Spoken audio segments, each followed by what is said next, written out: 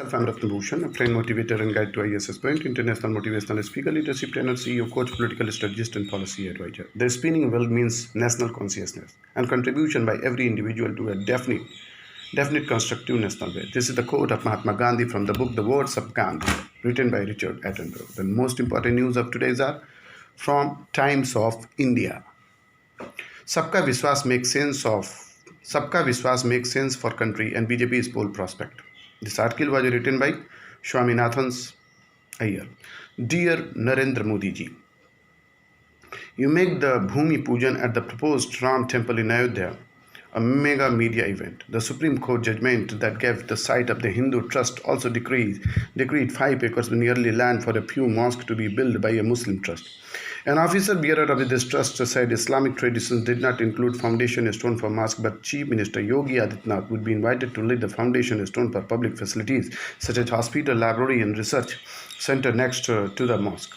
Yogi Adityanath told news channels that though as a chief minister he will not maintain distance from any religion or group, if he is invited as a yogi, then he will be definitely not go. But he is not being asked to pray at or even inaugurated mosque, just to lay the foundation stone for public facilities like a hospital and library. Modi ji, surely you yourself should indicate your willingness to go to the new mosque site and lay the foundation stone for public facility.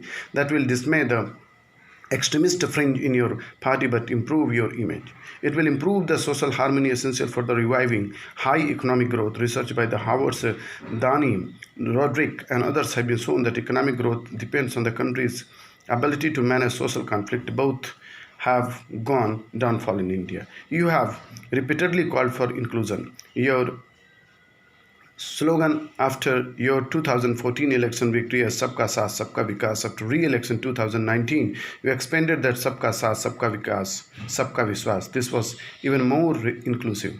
Many critics seen that you are instinctively anti-Muslim and will never inaugurate mosque at its facilities. I disagree. If you were instinctively anti-Muslim, you would not have been coined the slogan Sabka Saath, Sabka Vikas, Sabka Vishwas. Some critics will recall that when you were the chief minister of Gujarat, a Muslim clerk at a meeting of the few Muslim skull cap as a gift, but you refused to take it. This was widely reported as an example of your Islamophobia, but academic Madhu Kishwar has clarified that this was one-sided reportage, that the cleric had offered you both a shawl and a skull cap, and you chose the shawl. Why, after your new slogan of Sabka Vishwas, has there actually been a total breakdown of the Vishwas, exemplified by the demonstrations at the Shahin Bagh and elsewhere? By itself, the CAA may look defensible, but not when combined with the proposed All India National Register of the Citizens NRC. Experience in the Assam showed that the NRC ends up identifying not foreign intruders but those too poor and illiterate to have the required documents. Of the 1.9 million Assamese, 1.9 million Assamese lacking documents, 1.2 million were Hindus and 0.6 million were Muslim. This was a physical. If we project Assam's figure nationally for an all India NRC, over 70 million people would lack documents and become stateless.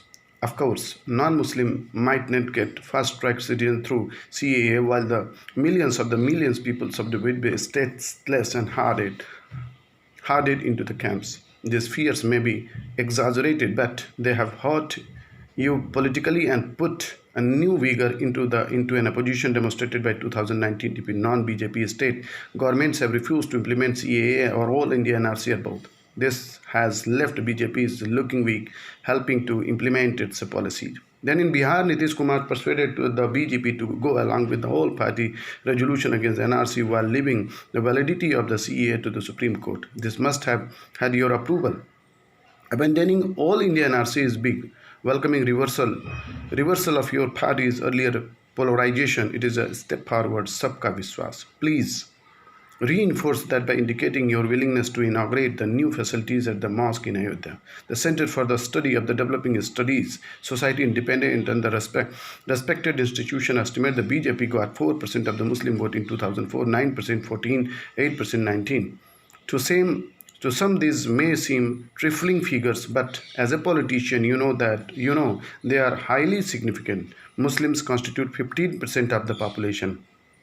Muslim constitute 15% of the constitution. If you can get 8% of their votes, that is 1.2% of the total vote, dozens of the parliamentary and assembly seats are won and lost on the margin of less than that instead of losing that age. You need to try and increase it.